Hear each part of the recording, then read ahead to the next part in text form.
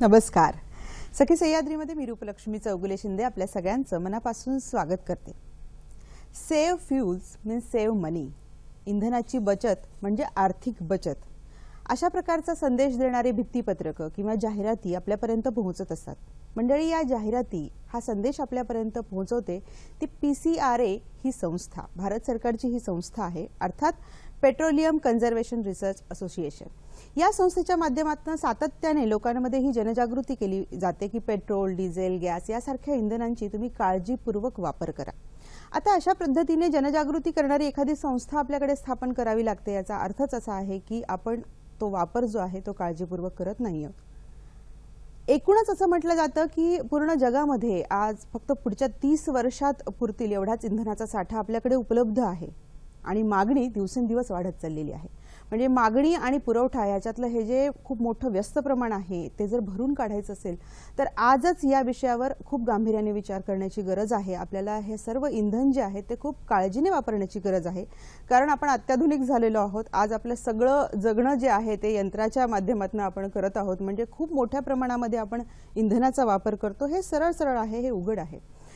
आता इथून पुढे आपल्या पिढीसाठी जर आपल्याला त्यांचं आयुष्य सुकर करायचं असेल तर इंधनाची बचत करण्यासाठी आपण काय काय करू शकतो. आता ही जी PCRA ही संस्था आहे, ही संस्था कशा पद्धतीने जनजागृती करते हेच सगळं आजच्या कार्यक्रमातून आपल्याला जाणून घ्यायचं आहे. कारण फक्त आर्थिक बचतच नाही तर या माध्यमातून आपण आपलं आरोग्य, पर्यावरण याची देखील खूप सुरक्षा करू शकतो.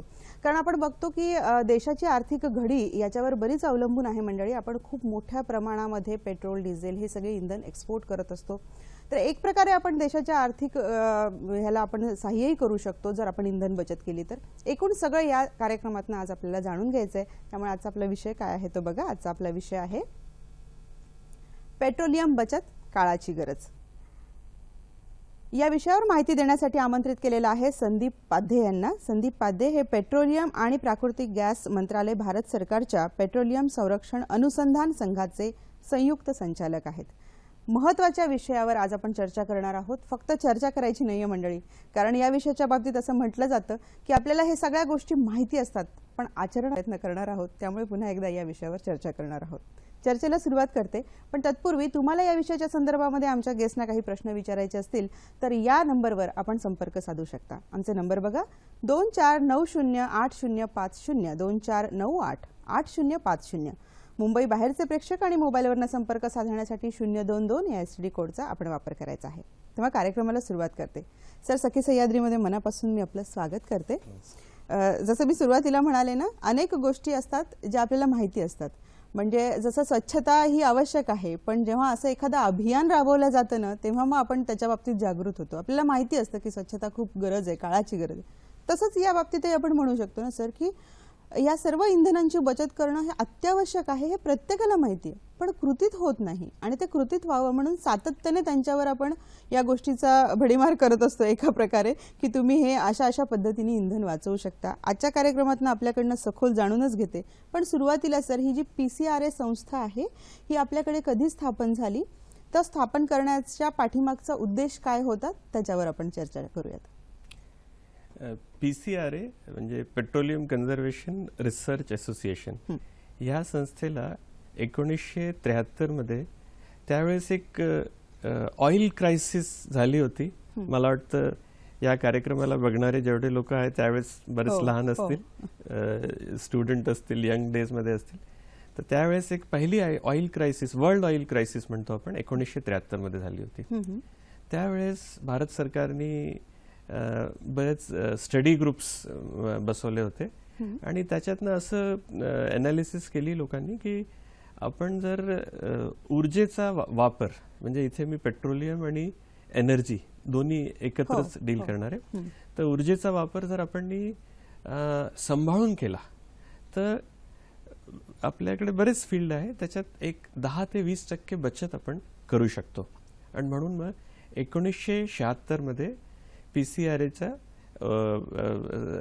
सुरुवात झाली आणि हे नाव PCRA 1978 मध्ये दिलं.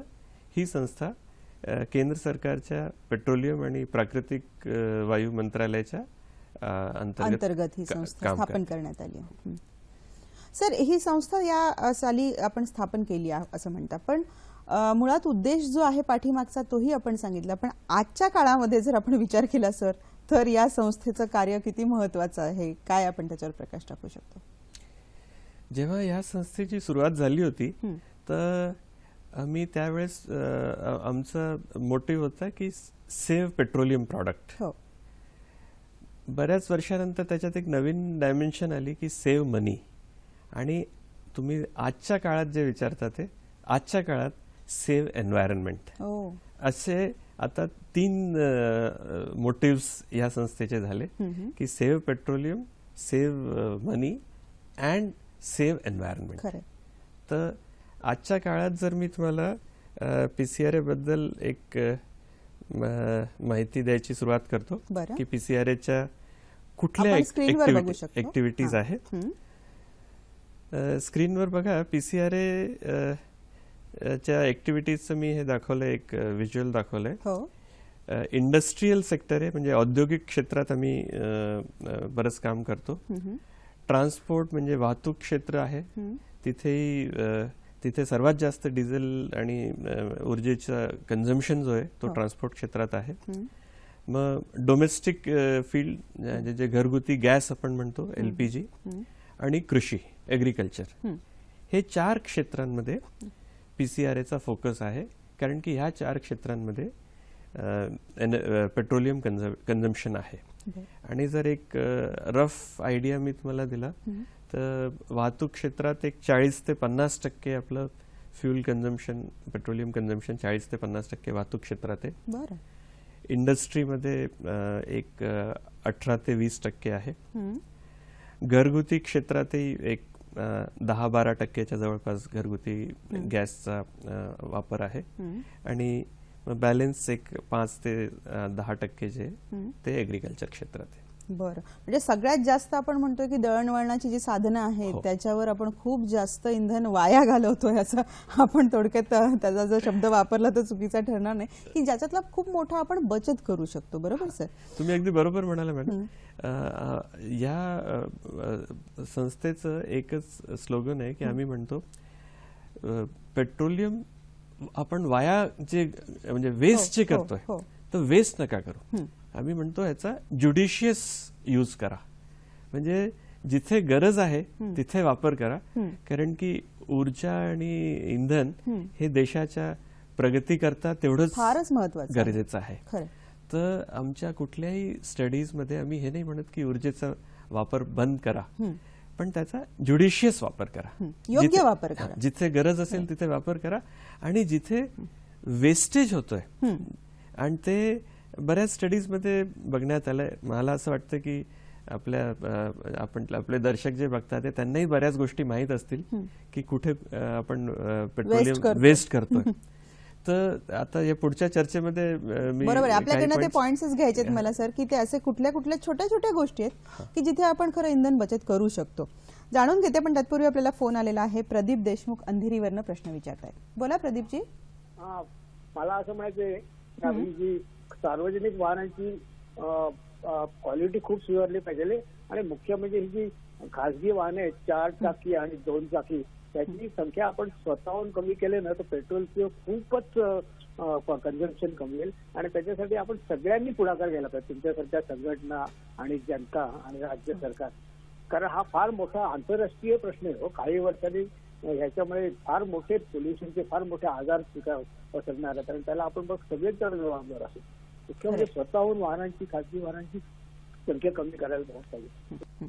अगदी मला वाटतं आपण ज्या मुद्द्याकडे आता वळणार होतो, मुख्य मुद्दा, तिकडे त्यांनी बरोबर वळवलेलं आहे आपल्याला कार्यक्रमात. प्रदीपजी, तुमचे सगळे मुद्दे अगदी बरोबर आहेत. सगळ्यांनी मिळून काम करायची गरज आहे सर. त्यांनी 2 मुद्दे मांडलेत. एक तर सार्वजनिक वाहनांची जी काही आज दशा आहे तिच्यात सुधारणा होणं पण आवश्यक आहे, असं वाटत नाही का सर? पेट्रोलियम सेव्हिंग मध्ये, इंधन बचत मध्ये पीसीआरए तर्फे बरेच ऍडव्हर्टाइजमेंट पण असतात. टीव्हीवर जाहिरात असतात, न्यूजपेपर्स मध्ये असतात. जनरली आम्ही दरवर्षी जानेवारी मध्ये आमचा एक इंधन बचत हे फोर्टनाईट असतो, फ्यूल म्हणजे पेट्रोलियम कन्झर्वेशन फोर्टनाईट.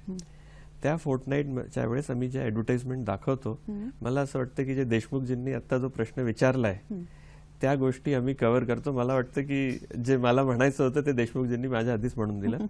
तर आमच्या जाहिरातमध्ये एक सर्वात मोठा पॉइंट असतो की आपण सार्वजनिक वाहतुकीचा भरपूर वापर करावा. जे आपले पर्सनल व्हेकल्स आहे, गरज नसेल आणि जर आपण सार्वजनिक वाहन वापर करू शकतो तर ते तिथे गेलं पाहिजे. व्हेकल पुलिंग केलं पाहिजे. म्हणजे जर 4 व्हीलरचा प्रश्न घेतला तर कार पुलिंग वर आमचा एक खूप सुंदर जाहिरात येते.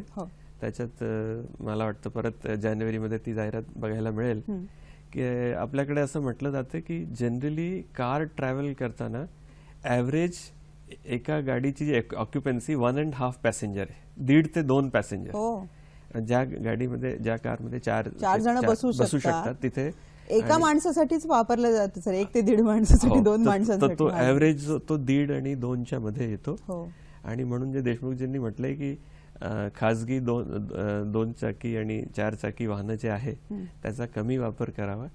तर त्याच्यात आपण ह्यांनी अगदी बरोबर पॉइंट रेस केलाय की ऑफिसमध्ये जर माझ्याबरोबर माझा कोणी कलिग आहे आणि आम्ही दोघं एकाच डायरेक्शनमध्ये जातोय, पण अशा बऱ्याच ऑफिसेसमध्ये आपल्याला बघायला मिळेल की दोघं आपली वेगळी कार घेऊन येतात. आणि प्रत्येक घरामध्ये सर पर्सन प्रमाणे आज गाड्या आहेत, प्रत्येक व्यक्तीला 1-1, 2-2 गाड्या आहेत आणि त्या सर्रास आपल्याकडे वाहनांची जी संख्या आहे. त्यांनी जो मुद्दा मांडला की आपण सगळ्यांनी मिळून आता ही संख्याच मुळात कमी करणं फारच गरजेचं आहे आणि सार्वजनिक वाहनांचा जास्तीत जास्त वापर. त्यातही त्यांनी मुद्दा मांडला होता स्पेसिफिकली की सार्वजनिक वाहनांची जी काही स्थिती आहे त्याच्यातही सुधारणा होणं फारच आवश्यक आहे. या सगळ्या मुद्द्यांवर पुन्हा आपण चर्चा करूयात. सर, भारत वावळ डोंबिवलीवरनं प्रश्न विचारतात. हॅलो भारतजी. माझा प्रश्न असा आहे की आपण पाहतो की आपले साधारणतः आपला इंधन म्हणजे पेट्रोलियम पदार्थ ही दैनंदिन जीवनाची गरजच झालेली आहे. पाहतो की उद्योग, ट्रान्सपोर्ट, शेती, घरगुती गॅसचा वापर आपण निश्चितपणे करत असतो. तर या पेट्रोलियम पदार्थाची बचत करण्यासाठी आपण आपल्या घरापासून ते ऑफिसपर्यंत प्रवास आणि उद्योग व्यवसाय करत असताना आपण पेट्रोल पदार्थाची बचत कशी करू शकतो? कारण आपण सांगितलं पण 30 वर्षानंतर इंधनाचा साठा जवळजवळ कमी होणार आहे. तर यावर आपण कृपया प्रकाश टाकावा. धन्यवाद. नक्कीच भारतजी. कशा पद्धतीने आपण, हे सगळ्यांना माहिती आहे सर की इंधनाची बचत करणं खूप आवश्यक आहे, भावी पिढीसाठी आजची काळाची गरज आहे. पण आम्ही ते कुठल्या गोष्टी करायला हव्यात की जेणेकरून आम्ही इंधनाची बचत करू शकतो? मला वाटतं PCRA खूप वेगवेगळ्या कार्यक्रमांच्या माध्यमातून हे सांगतं, तर त्याच्यावर आपण जरा आता फोकस टाकूयात सर. ब्रेकच्या पूर्वी भारतजींनी जो हा प्रश्न विचारला होता की त्यांनी म्हटलं आपण घरापासून सुरुवात करू शकतो ऑफिसपर्यंत, असं जे ते म्हणाले. मी सर्वात पहिले त्यांच्या प्रश्नाचं उत्तर देण्याकरता जे वाहतूक क्षेत्र आहे, ट्रान्सपोर्ट क्षेत्र, त्याच्यात PCRAच्या कुठल्या ऍक्टिव्हिटीज आहे ते त्याच्याबद्दल मी तुम्हाला सांगतो. जसं मी सुरुवातीला म्हटलं की ट्रान्सपोर्ट सेक्टरमध्ये 40 ते 50% इंधन खर्च होतो. म्हणून PCRAचा सर्वात मोठा फोकस ट्रान्सपोर्ट सेक्टरवर आहे. आणि म्हणजे फक्त PCRAच नाही, आज मी म्हणेन केंद्र सरकार आणि देशचे पंतप्रधान त्यांनी पण वेगळ्या वेगळ्या प्रोग्राममध्ये ह्या गोष्टीवर एम्फेसाइज केलंय की जर ट्रान्सपोर्ट क्षेत्रामुळे इतकं इंधनची खपत होते तर त्याच्यावर PCRAने फोकस केलं पाहिजे. तर या क्षेत्रात आम्ही काय केलंय, आमचा सर्वात मोठा फोकस, जो मोठा प्रोग्राम म्हणतो आम्ही, ड्रायव्हर ट्रेनिंग प्रोग्राम म्हणतो. आणि जेव्हा आम्ही ड्रायव्हर सिलेक्ट करतो तर आमचा फोकस आहे हेवी व्हेकल ड्रायव्हर्स.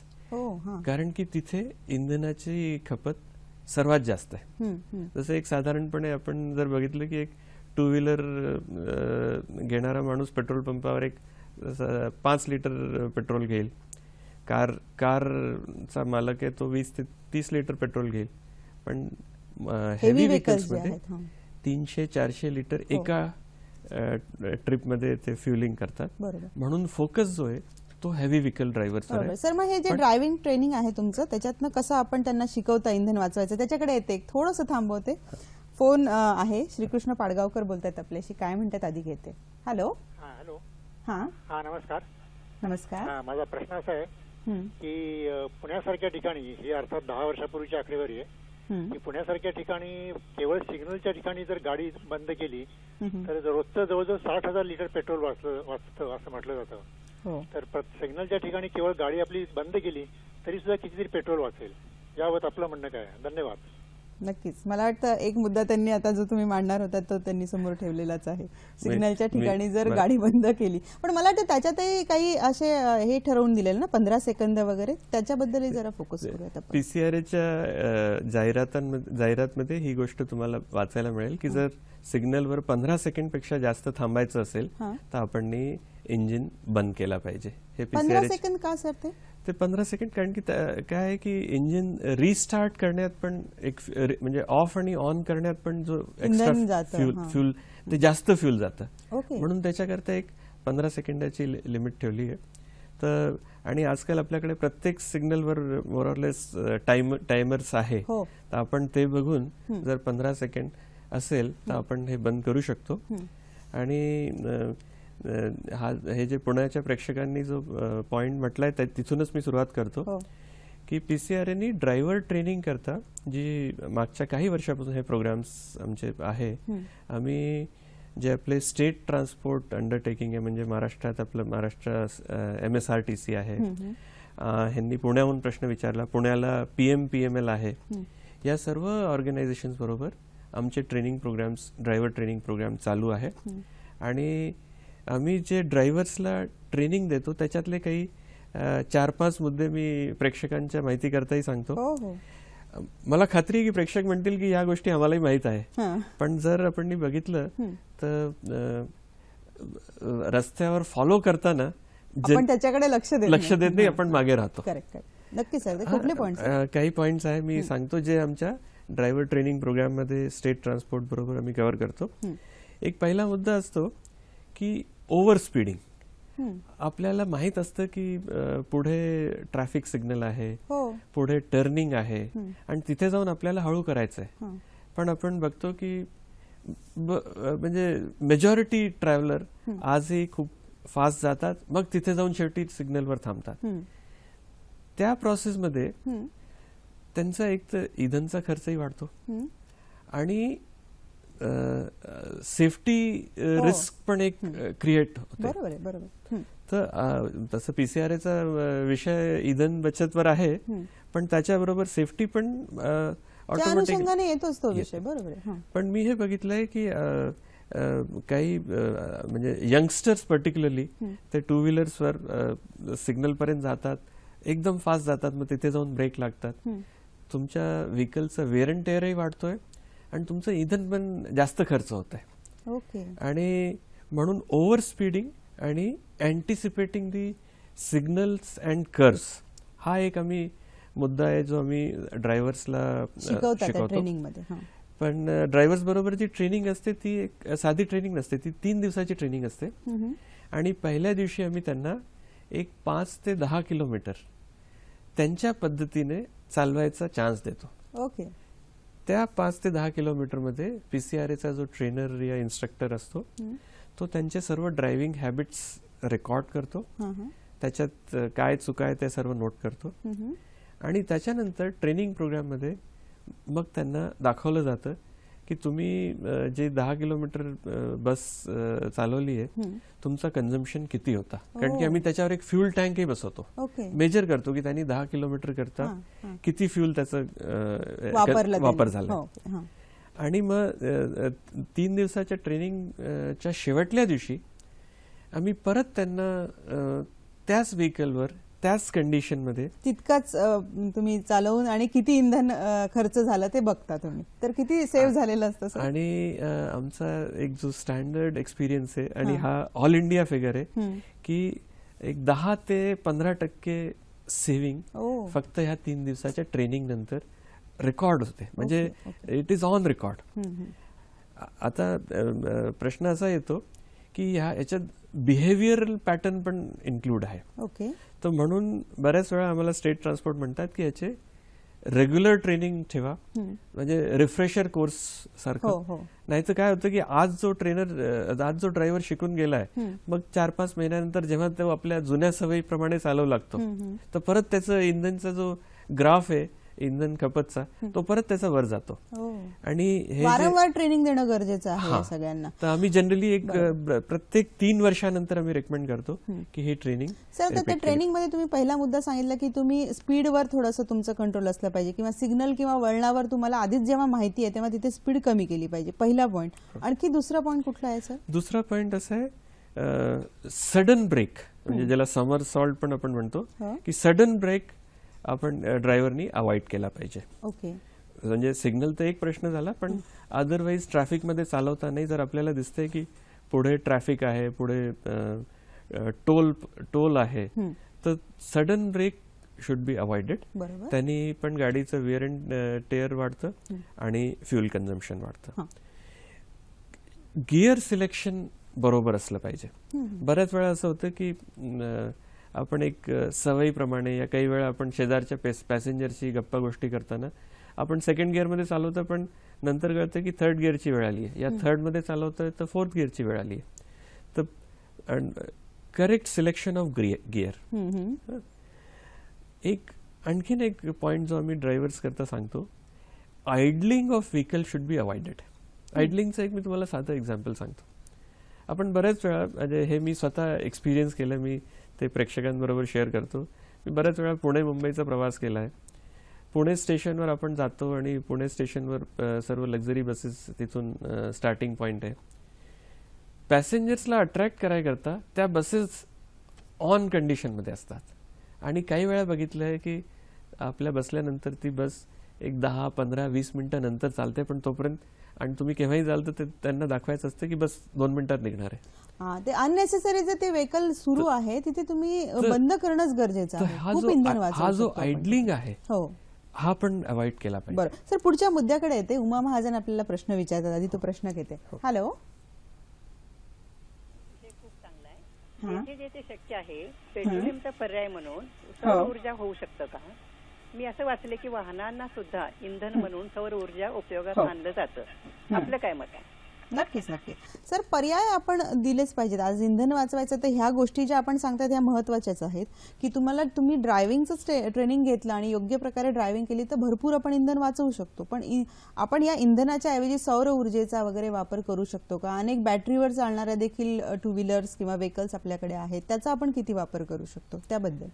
आपल्या देशात सध्या ऑल्टरनेट फ्युएल ह्या सब्जेक्टवर भरपूर काम चाललंय आणि आपल्या इंडियन मार्केटमध्ये बरेच व्हेकल ज्याला आपण हायब्रिड व्हेकल म्हणतो, म्हणजे ते इलेक्ट्रिकवर पण चालतात आणि ऑल्टरनेट फ्युएलवर, म्हणजे या तर CNG किंवा डिझेल या पेट्रोल, आणि त्याचं प्राईम फ्युएल इलेक्ट्रिक आहे.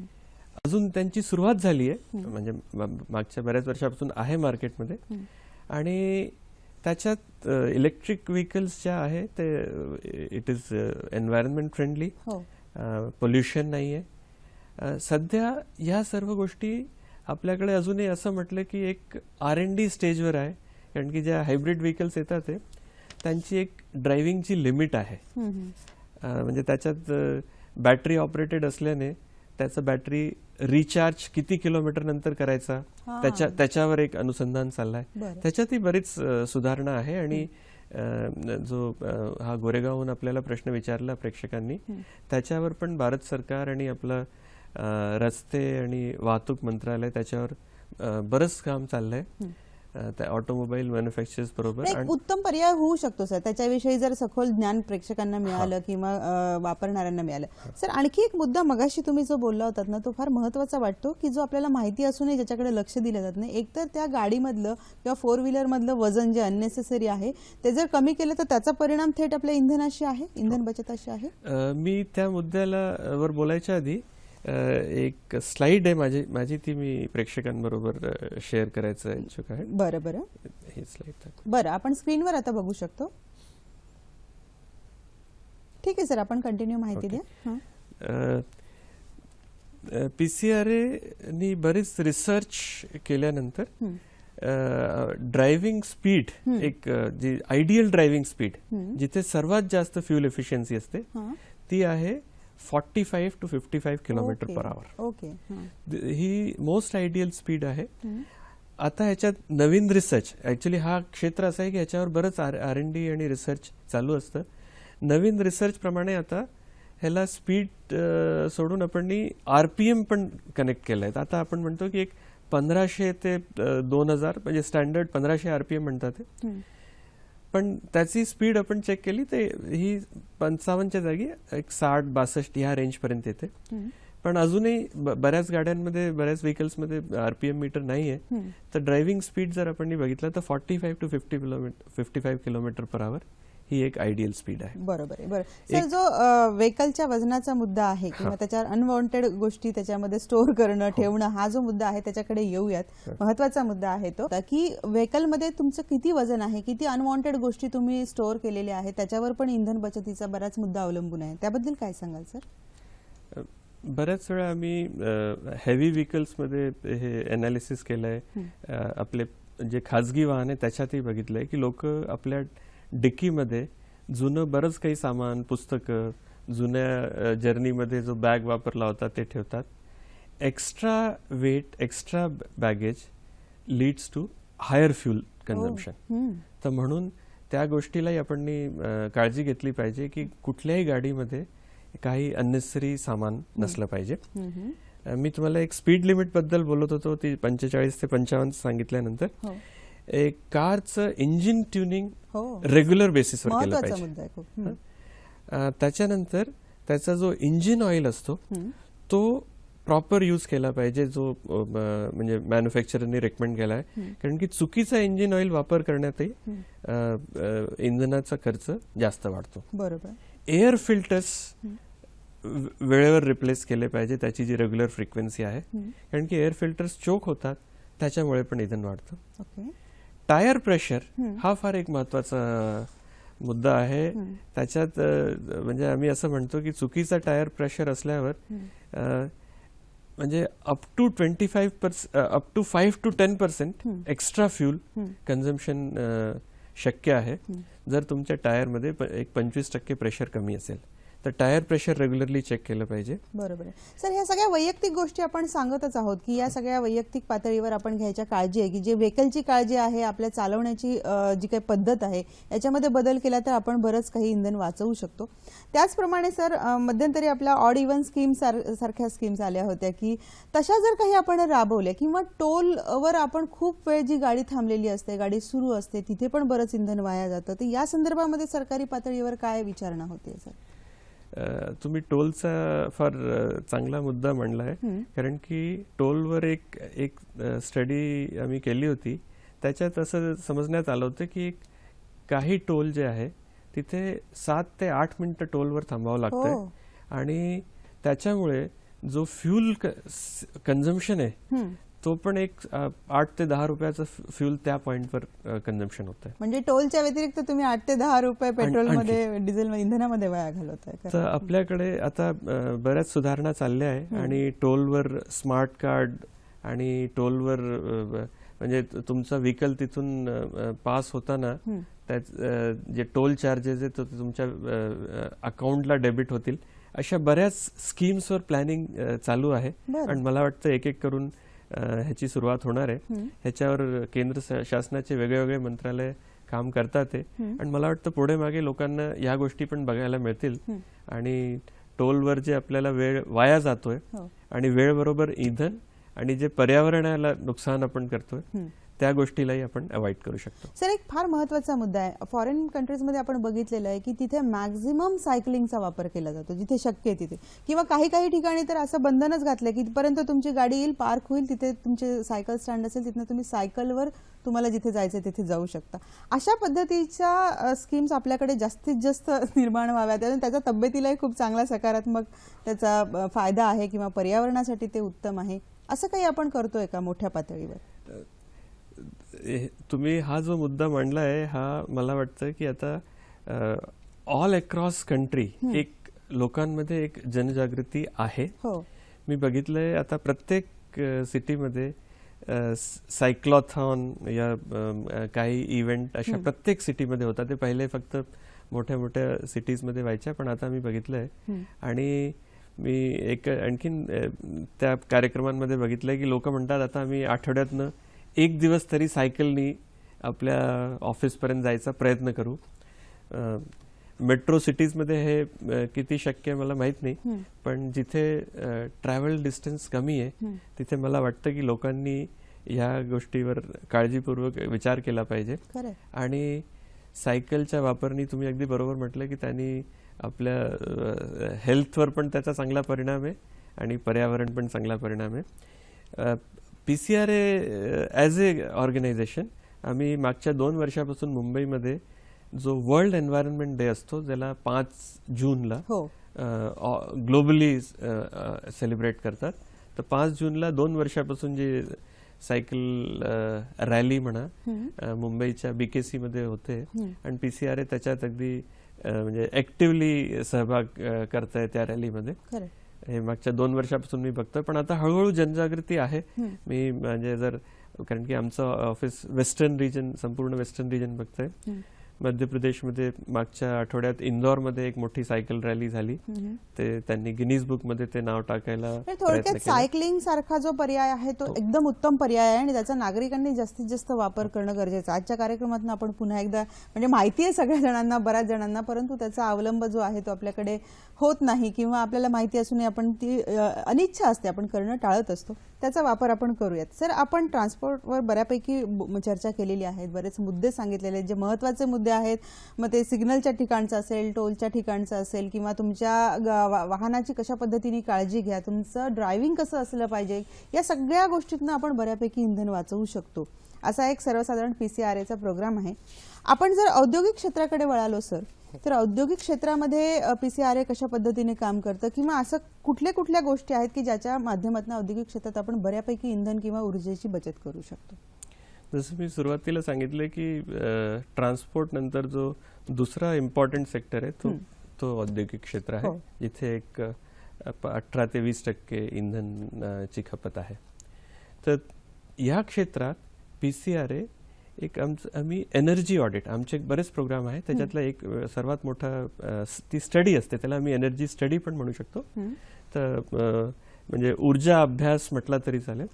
तर PCRAचे क्वालिफाईड इंजिनियर्स इंडस्ट्रीजला अप्रोच करतात, त्यांच्याकडे पूर्ण प्लांटचा अभ्यास करतात आणि एक सांगायचं म्हणजे जेवढे प्लांटमध्ये plant and machinery, pumps, compressor, generators आणि जेवढे इक्विपमेंट्स आपण विचार करू शकतो, मग ऑफिस बिल्डिंगमध्ये लाइटिंग, त्यांची एक स्टडी करतो. त्याच्यानंतर त्या स्टडीनंतर आम्ही त्यांना रिकमेंडेशन पण देतो आणि रिकमेंडेशन दोन्ही असतात, शॉर्ट टर्म आणि लॉंग टर्म.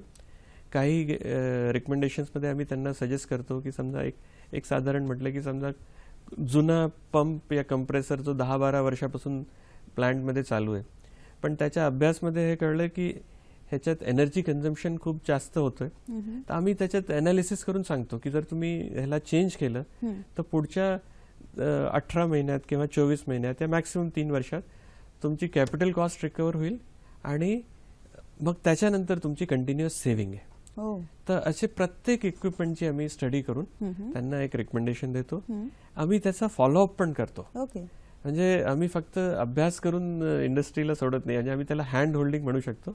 तर हा जो एनर्जी ऑडिटचा आमचा एक प्रोग्राम आहे आणि मागच्या आम्ही म्हणजे 1985 पासून ही सुरुवात केली, अजूनपर्यंत अंदाजे 15,000 इंडस्ट्रीजचं आम्ही एनर्जी ऑडिट केलंय आणि त्याच्यात लहान स्मॉल स्केल इंडस्ट्री पण आहे आणि मोठे पॉवर प्लांट पण आहे. म्हणजे आम्हाला कुठूनही जर रिक्वायरमेंट येते तर आम्ही प्रत्येक म्हणजे लहान इंडस्ट्री या मोठ्या इंडस्ट्री दोघांना बरोबरीने अप्रोच करून, कारण की आम्ही हे विचार करतो की इंधनची बचत म्हणजे फक्त त्या इंडस्ट्रीची सेव्हिंग नाहीये, ती देशाची बचत आहे. बरोबर. मग देशाची बचत म्हणलं की सर स्वतःपासून सुरुवात हा फार महत्त्वाचा मुद्दा आहे, वैयक्तिक पातळीवर विचार हा फार महत्त्वाचा मुद्दा आहे. आपण सार्वजनिक ठिकाणी किंवा दळणवळणाच्या ठिकाणी, औद्योगिक क्षेत्रामध्ये आपण विचार केला, पण घरातल्या घरगुती ठिकाणी आपण खूप मोठ्या प्रमाणामध्ये इंधन वाया घालवतोय आज घडीला, त्याच्यात आपण बचत करू शकतो. कुठल्या गोष्टींची काळजी घेतली सर तर आपण घरगुती लेवलवर इंधनाची बचत करू शकतो, असे कोणते मुद्दे आहेत? घरगुती गॅस हा एक म्हणजे प्रत्येक हाऊसवाईफचा अगदी एक फेवरेट सब्जेक्ट असतो आणि मध्ये 1-2 वर्षापूर्वी गॅसचे प्राइसेस जास्त होत्या, आता थोड्या स्टेबिलाइज झाल्या, कमी झाल्या, म्हणून 1-2 वर्षापूर्वी ह्याच्यावर जास्त चर्चा होती. तर घरगुती गॅस बचत करता PCRA नी भरपूर जाहिरात दिल्या आहे आणि त्याच्या मी काही तुम्हाला एक सॅलियंट फीचर्स फक्त ह्याच्यावर दाखवतो. नक्की. पहिला आम्ही पॉइंट हे म्हणतो की कुकिंगची प्लॅनिंग करा. ओके. फ्रीज मधून काढून आपण जर डायरेक्ट कुकिंगची सुरुवात केली तर फ्युल वेस्टेजचा तो पहिला मुद्दा आहे. ओके. तर पहिले कुकिंगची प्लॅनिंग करा आणि फ्रीज मधून एक त्या सर्व आयटम्सला रूम टेम्परेचरवर येण्याकरता थोडं आधी काढून ठेवा बाहेर. एक 20-25-30 मिनिटं काढून ठेवा. तिथेच तुमची गॅसची बचत होईल. तो सर्वात मोठा मुद्दा. मग दुसरं आहे की जर गरज नसेल तर लहान बर्नरचा वापर करा. आपल्या ह्याच्यात 2-3-4 बर्नर असतात, तर जर तुम्ही लहान बर्नरचा वापर करताय, मॅक्झिमम आपण लहान बर्नरचा वापर केलेला जास्त बरं इंधन बचत करण्यासाठी. पण आपण घाई असते तर आपण मोठा बर्नर वापर करतो आणि फुल वर ठेवतो म्हणा तो. तर लहानवर ठेवा.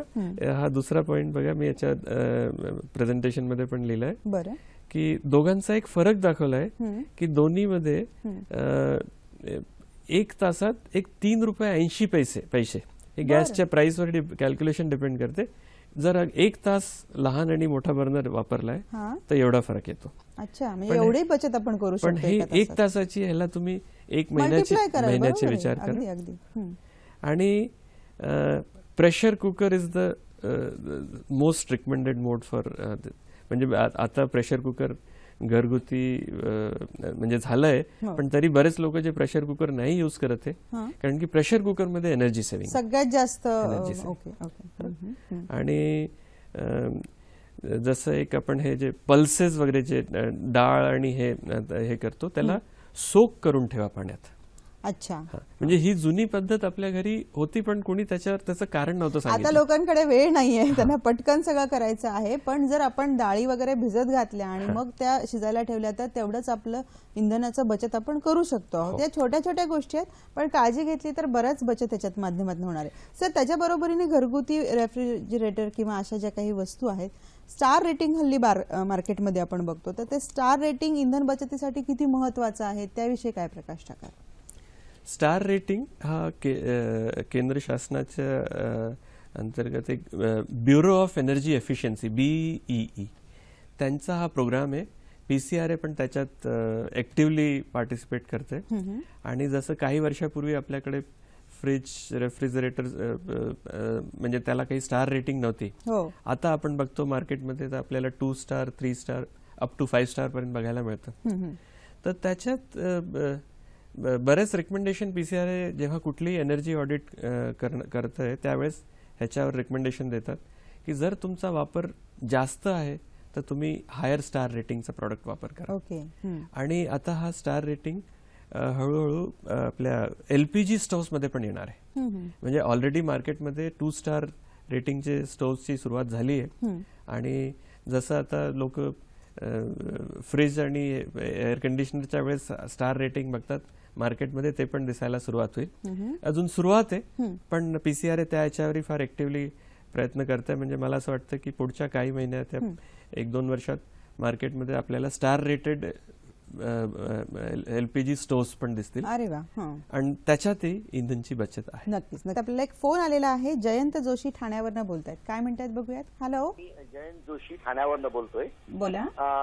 स्वयंपाकामध्ये बरेचसे आपण आयुध वापरतो, त्याच्यामध्ये नवीन जे आलेलं आहे ते म्हणजे इंडक्शन हॉट प्लेट. तर याच्यामध्ये बाजूबाजूला हीट जायचं प्रमाण जवळजवळ 0 असतं. म्हणजे ती हीट डायरेक्टली त्या भांड्याला मिळते आणि ते भांडं तापून डायरेक्टली ती हीट पदार्थाला मिळते. तर आपल्या गॅसमध्ये जवळजवळ 30-40% हीट आजूबाजूला वेस्ट होते. तर इंडक्शन वापरणं हे जास्त स्वस्त आहे का गॅसपेक्षा? बर, काय सांगता येऊ शकतं सर? इंडक्शनचा जो वापर आहे ऑटोमॅटिकली तुम्ही तेवढी गॅस तर सेव्ह करताय. आणि जर आपल्याला इलेक्ट्रिसिटी इझिली अवेलेबल आहे आणि गॅस जसं गॅसबद्दल आपण सुरुवातीला बोललो की पेट्रोलियम प्रॉडक्ट आपण इम्पोर्ट करतोय आणि इम्पोर्टमध्ये फॉरेन एक्सचेंज पण आहे. तर जर आपण गॅसचा ऑल्टरनेट युसेज केला तर ऑलरेडी आपण LPG पण सेव्हिंग करतोय आणि इनडायरेक्टली फॉरेन एक्सचेंज सेव्हिंग करता एक देशाला सपोर्ट करतोय. वैयक्तिक बचत आहेच, पण देश पातळीवर पण खूप मोठी बचत आहे असं तुम्हाला म्हणायचंय. तर जसं आपण ऑल्टरनेट फ्युल म्हणत होतो फॉर व्हेकल्स, तसंच हा ऑल्टरनेट फ्युल फॉर म्हणजे हाऊस होल्ड आहे. तर तिथे कुठल्याही पद्धतीमध्ये जर LPG ची बचत होत असेल आणि ह्यांचा जो प्रश्न होता त्याच्या प्रश्नाकरता काय इलेक्ट्रिसिटीची कॉस्ट किती आहे, कारण की ही इलेक्ट्रिसिटीची cost city to city, state to state vary करते. तर जोपर्यंत आपण आपल्या घरगुती आणि एका घरालाही युनिट चेंज झालं की परत त्याची कॉस्ट आणखीन वाढते. तर आपल्याला ऍक्च्युअल कॉस्ट काय येते तेव्हा या प्रश्नाचं उत्तर जास्त करेक्टनेस मी सांगू शकतो. पण इंडक्शन वापरताना तुम्ही ऑलरेडी LPG ला अवॉइड करताय, तर तेवढं LPG तर तुम्ही सेव्ह केलं आणि तेवढं फॉरेन एक्सचेंज जो इनडायरेक्ट रिलेशन आहे तेवढं सेव्हिंग तर तुम्ही केलं. नक्की नक्की सर. इंधन बचत आणि आपण आर्थिक गणिताशी त्याच्या बाबतीत बरंच बोललो की आपण बचत करतो आहोत, पण पर्यावरणाचं संरक्षण हा पण खूप मोठा आणि महत्वाचा मुद्दा आहे सगळ्या इंधन बचत प्रोग्राम मध्ये. तर त्याविषयी PCRAचा काय दृष्टिकोन आहे? मागच्या काही वर्षात आपण ग्लोबल वॉर्मिंग आणि क्लायमेट चेंज हे दोन टर्मिनॉलॉजी आपण ऐकतोय आणि हे दोन्ही टर्मिनॉलॉजी आपल्या एक ग्लोबल वॉर्मिंगचे इफेक्ट्स म्हणून बघा एक स्लाइड आहे. हे 2005ला जे मुंबईचं जे फ्लडिंग आहे हे हा तो फोटोग्राफ आहे. मागच्या 5-10 वर्षात जर आपण बघितलं असेल तर एन्व्हायरमेंटमध्ये आपल्याला भरपूर बदल दिसतात. काश्मीर सारख्या स्टेटमध्ये जिथे पाऊस कमी असायचा तिथे फ्लडिंग बघतोय आपण. उत्तरांचलमध्ये एक मोठा ट्रॅजेडी झाली. तर हे सर्व जे पर्यावरणावर जे इफेक्ट होता त्याचं कारण आहे की आपण म्हणतो जे फ्यूल कन्झम्पशन या फ्यूल बर्निंगमुळे ग्रीन हाऊस गॅस एमिशन आपण म्हणतो, GHG म्हणतो, ग्रीन हाऊस गॅस. जास्त टेक्निकल न जाता सर्वात मोठं त्याच्यात कार्बन डायऑक्साईड, CO2 सर्वात मोठा. तर त्याचं जेवढं आपण इंधनाचा वापर करतो तेवढं ती कार्बन डायऑक्साईड एन्व्हायरमेंटमध्ये जाते आणि बाकी गॅसेस पण आहे. त्याच्यात आणखीन 4-5 गॅसेस आहे, मिथेन आहे, आणखीन बऱ्याच गॅसेस आहे. त्याच्यावर एक स्लाइड मी तुम्हाला दाखवायचं मला इंटरेस्ट आहे. एक स्टडी ही ऑलरेडी साईटवर अवेलेबल आहे की जर आपण ह्याच पद्धतीने आपला इंधन वापर करत राहिलो तर इयर 2100 म्हणजे 21st सेंचुरीच्या एंडमध्ये जो समुद्राचा लेवल आहे तो 45 ते 82 सेंटीमीटर पर्यंत वाढू शकतो. आणि त्याच्यामुळे बरेच पर्यावरणावर बरेच म्हणजे खूप मोठा इफेक्ट होणार आहे. म्हणजे समुद्राची जर लेवल एवढी वाढणार असेल तर त्याचा डायरेक्ट आपल्यावर खूप मोठा परिणाम होणार आहे, पर्यावरणावर त्याचा इफेक्ट होणार. आणि जो ग्लोबल वॉर्मिंग म्हणतो तर जो आपला नॉर्मल टेम्परेचर आहे तो एक रफली 2.5 ते 4.5 डिग्री पर्यंत वाढू शकतो. तर ह्या दोन्ही सब्जेक्ट्सवर आपलं सेंट्रल गव्हर्नमेंट आपल्या ग्लोबल लेवलवर काम करते आणि PCRA याच्या रिसर्चमध्ये सेंट्रल गव्हर्नमेंटला मदत करते. नक्कीच सर. मला वाटतं सरांनी बऱ्यापैकी आता या 3-4 मुद्द्यांवर म्हणजे दळणवळणाचं क्षेत्र असेल, औद्योगिक क्षेत्र असेल किंवा घरगुती क्षेत्र असेल, मला वाटतं शेतीबद्दलही बोलायचं होतं सर, वेळ खूप कमी पडतोय आपल्याला, परंतु या सगळ्या क्षेत्राच्या बाबतीमध्ये आपण छोट्या छोट्या गोष्टीत काळजी घेतली तर नक्कीच इंधनाची खूप मोठी बचत करू शकतो असं मार्गदर्शन केलेलं आहे. मंडळी, या विषयाच्या संदर्भामध्ये तुमच्या मनामध्ये काही प्रश्न असतील, सरांना कॉन्टॅक्ट करायचा असेल, काही विचारायचं असेल तर त्यासाठी लागणारे नंबर जे आहेत ते मी नंबर तुम्हाला आता सांगते. संपर्कासाठी दूरध्वनी क्रमांक आहेत कार्यालयाचा 26590051 किंवा 26592181. हा कार्यालयाचा नंबर आहे. पुन्हा एकदा सांगते, संपर्कासाठी कार्यालयाचा जो नंबर आहे तो आहे 26590051 किंवा 26592181. फॅक्स आहे 26590034. ईमेल आहे padeyes.pcra.org. वेबसाईट आहे www.pcra.org. या ठिकाणावर तुम्ही संपर्क साधू शकता. तुमच्या मनात या विषयाच्या संदर्भामध्ये काही प्रश्न असतील तर थेट या कार्यालयाशी आपल्याला संपर्क साधून त्याचं उत्तर मिळवून घेता येऊ शकतं. मंडळी, कसा वाटला आजचा कार्यक्रम? एकूणच बरेच मुद्दे होते, त्या मुद्द्यांवर आम्ही चर्चा केलेली आहे. या बाबतीत तुमच्या ज्या प्रतिक्रिया आहेत त्या आमच्यापर्यंत येऊ द्या. त्यासाठी लागणारा आमचा जो पत्ता आहे तो असा आहे www.facebook/sakhisayadri.dd. ईमेल आयडी आहे sakhisayadri@gmail.com. या ठिकाणी आपण संपर्क करा. आमचे सगळेच कार्यक्रम कसे वाटतात त्यांच्या सूचना ज्या आहेत त्याही आमच्यापर्यंत येऊ द्या. सर, आज आपण आलात आणि खूप चांगली माहिती दिलीत. खरं तर आपल्याकडे ड्रायव्हिंगची जी काही पद्धत आहे किंवा ड्रायव्हर्सचं जे प्रशिक्षण आहे, हा मुद्दा जसा तुम्ही महत्त्वाचा इथे सांगितला, तसाच घरगुती बाबतीतही छोट्या छोट्या काळजी घेतल्या तर आपण इंधनाची बचत करू शकतो, म्हणजेच आर्थिक बचत करू शकतो, म्हणजेच देशाला पण आपण एक फार मोठी मदत जी आहे त्या अनुषंगाने करू शकतो. मंडळी, आजचा कसा वाटला कार्यक्रम नक्की कळवा. आज मात्र इथेच थांबूयात सर. आज आपण आलात आणि खूप छान आम्हाला माहिती दिल्याबद्दल सखी सह्याद्रीच्या वतीने मी मनापासून आभार मानते. धन्यवाद. भेटूयात पुढच्या कार्यक्रमात.